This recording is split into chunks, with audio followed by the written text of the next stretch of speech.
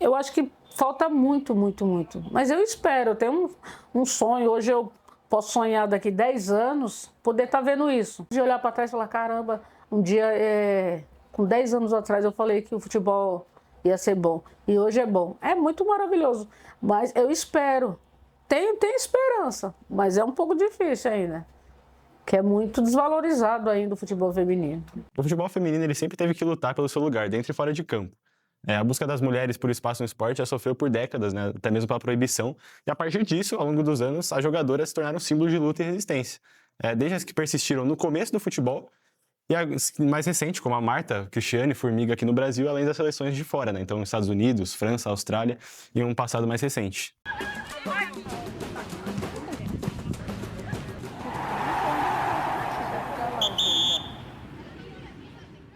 O grande desafio é a questão do investimento e da estrutura. Hoje, muitos clubes têm as categorias de base, mas não têm um investimento robusto ou não é um projeto com um planejamento como a modalidade merece. A gente vê que é muito raro, se não até impossível, a gente pode dizer, fazer uma comparação entre o futebol de base feminino e masculino, por exemplo, né? O que falta é olhar para o óbvio, basicamente, porque a gente vê uma diferença muito grande na própria seleção brasileira, quando a gente vê as jogadoras que têm uma formação de base e as que não tiveram essa oportunidade. O principal ponto é parar de olhar para o futebol feminino como um projeto de curto prazo, inclusive porque quando você investe em meninas que são ali no sub, não vou nem botar, porque os meninos começam a treinar sub 9, sub 7, às vezes em escolinhas. As meninas, a gente foi ter uma seleção sub 17 muito recentemente, uma sub 15 muito recentemente, coisa de 5 anos, 4 anos atrás.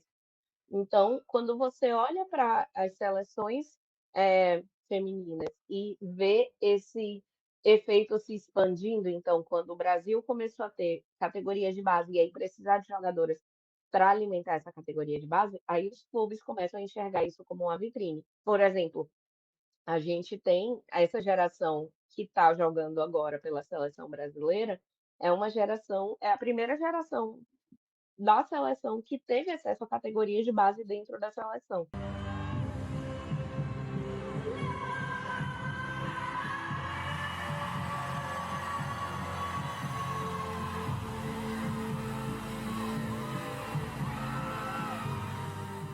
Então a gente tem um período de bastante sexualização e objetificação dessas mulheres envolvidas com esporte, uma tentativa de normalização, de imposição de padrões de feminilidade.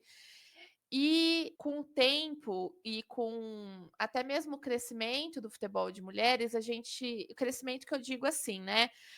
A seleção brasileira foi participando de torneios, né? A primeira Copa do Mundo foi em 1991, oficial.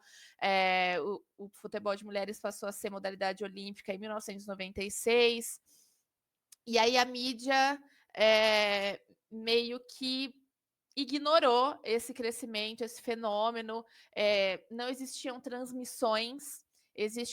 Tem uma entrevista de um dos técnicos da seleção brasileira, que é o Vadão, que dizia que era muito difícil convocar a seleção, porque não tinha transmissão dos jogos.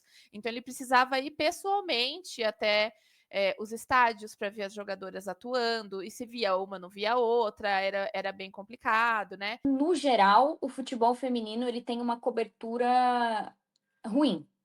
Eu acho que as grandes emissoras, no geral, e os grandes veículos, muitas vezes não dão a importância devida, porque realmente você não tem um retorno.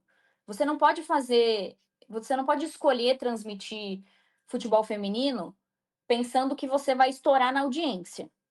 Isso é muito complicado.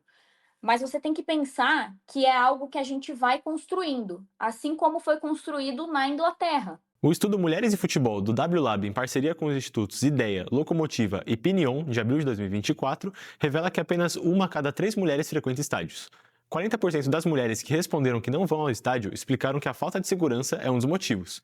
Outros 23% colocaram a culpa no preço dos ingressos. Futebol feminino, quando as pessoas perguntam, a gente fala é mais família.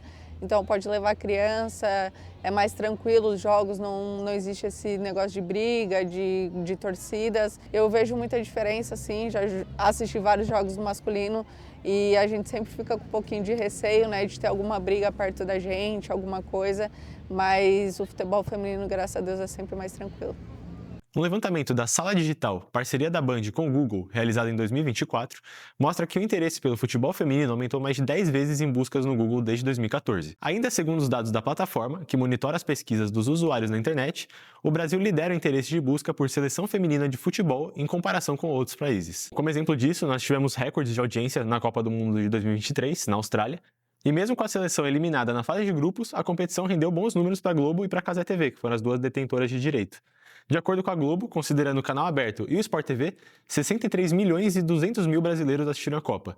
Já na Cazé, que transmitiu pela primeira vez a Copa, em 800 horas de conteúdo ao vivo, eles alcançaram 24 milhões de dispositivos únicos. E mais da metade dessa audiência foi composta por jovens e adultos de 13 a 24 anos. Já quebra aquela primeira linha de 4 jogadoras ali. Essa bola enfiada, a Gabi puxa, tocou na saída! Gol!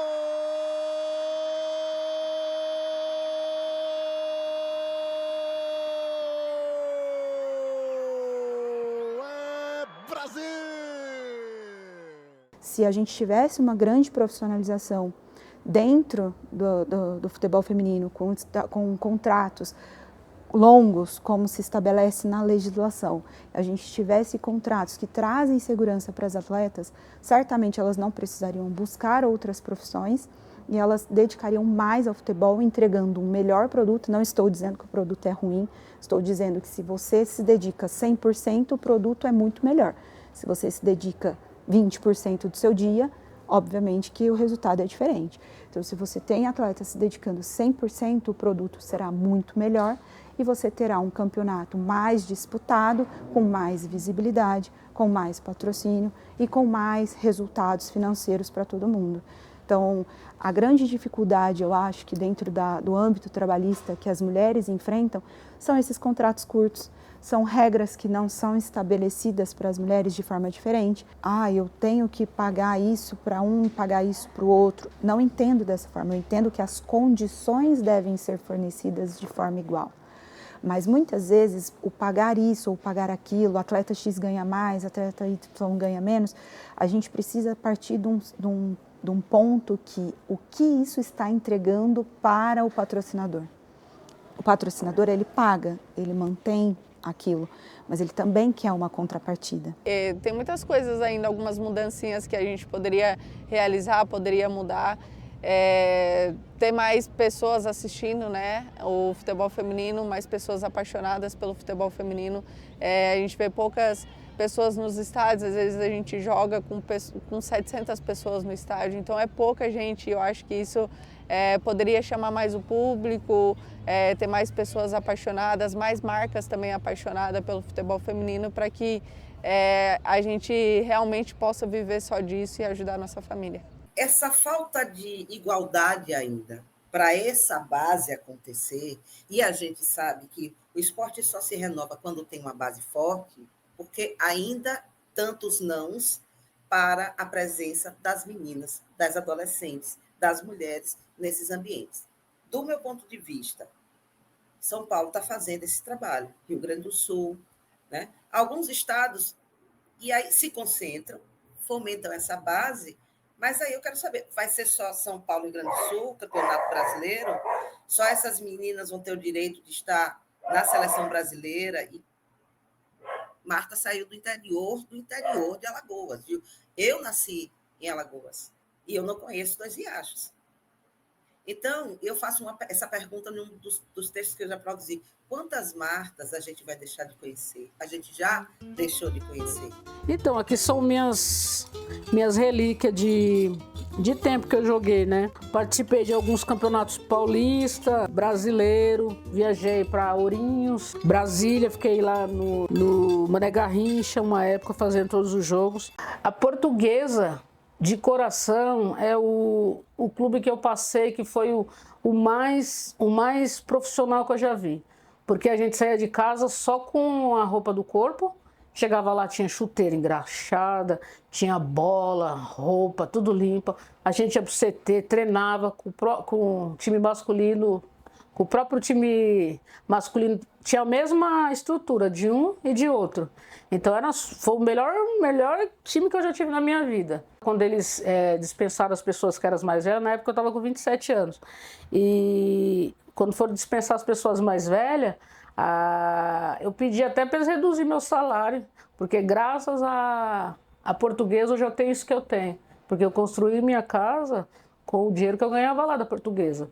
Depois esses outros times que eu passei, Palmeiras, Inter, para mim foi tudo uma ilusão, porque não era uma coisa direita. Eles falavam que pagavam um salário, mas chegava no dia e falava que o patrocínio não pagou. Em termos de ajuda financeira, a gente pastou muito. Não tinha nem dia de condução para vir embora. Muitas vezes eu passei debaixo da catraca do ônibus para ir para o jogo e chegar em casa. Hoje você tem uma nutricionista para cuidar da alimentação, tem uma ajuda de custo para vir para casa, vocês têm uma escola. Eu tenho pouco estudo. Vocês têm hoje, pode fazer uma faculdade. Eu, na minha época, eu não tinha muito estudo e às vezes assinava um contrato sem ler.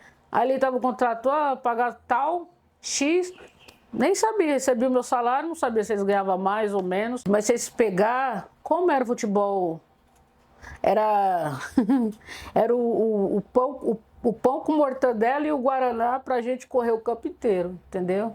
Hoje tem uma estrutura melhor. Eu acredito que tenha, mas ainda falta bastante. Isso eu sei que falta. Eu acredito assim que deveria ter mais incentivo, deveria ter mais os pais, procurar os clubes se reunir e apoiar mais o futebol, fazer vários campeonatos, mesmo se ser campeonato brasileiro, paulista, essas coisas. Faz um campeonato, pega uma menina daqui, uma menina dali, que aí vai ter essa valorização. Gostaria que todas as meninas fizessem faculdade, se é isso que vocês estão perguntando, que todo mundo fizesse faculdade, estudasse, e cada vez aparecesse mais jogadoras como Marta. Eu sei que a Marta vai passar, mas eu tenho certeza que um dia vai aparecer 2, 3 Marta. E é isso que eu tenho vontade de ver, sonho de ver. Então, a formação dos sujeitos para mim, essa discussão dos movimentos sociais, ela precisa avançar para chegar aí. E a escola precisa ser esse espaço que a gente pensa democraticamente o futuro das pessoas, né? Por isso que eu falei da minha alegria com você, e quando eu vejo essas novas gerações tendo esse debate como uma questão, eu fico muito feliz, porque é preciso que questões como essas não morram, sabe? Quando as pessoas se vão e silencia tudo de novo, a gente vai voltar para aquele silêncio? Não, né? Então, essa discussão está aí, ela precisa estar presente, e claro que a gente toma o futebol como um eixo né, para a discussão. Bom, e é nesse cenário que a Copa do Mundo de 2027 se torna mais do que um campeonato, né? É a chance de dar um passo a mais na evolução do futebol feminino no Brasil, pela Copa acontecer aqui e impulsionar tudo que foi construído até o momento. A competição ela não vai ser apenas uma disputa entre as melhores seleções do mundo, mas também um estímulo para as mudanças sociais.